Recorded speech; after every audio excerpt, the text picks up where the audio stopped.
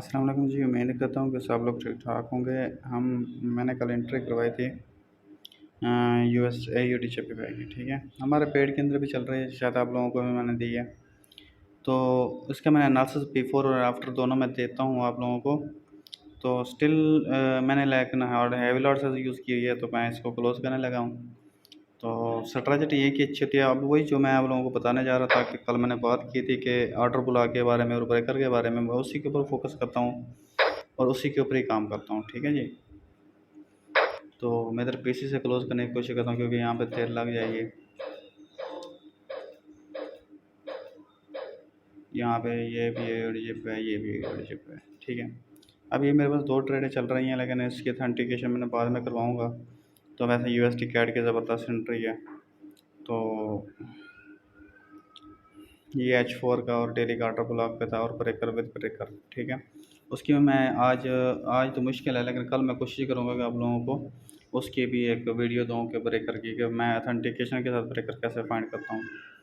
तो अगर मैं दिखाता हूँ आप लोगों को प्रॉफिट,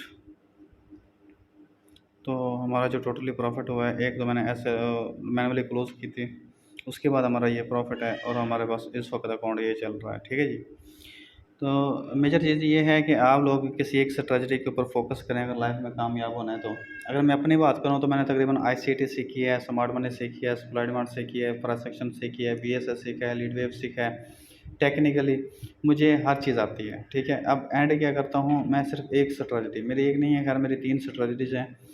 तो एक एसएमसी की है, स्मार्ट मनी कंसेप्ट की है, एक आईसीटी की है और एक सप्लाई डिमांड की है।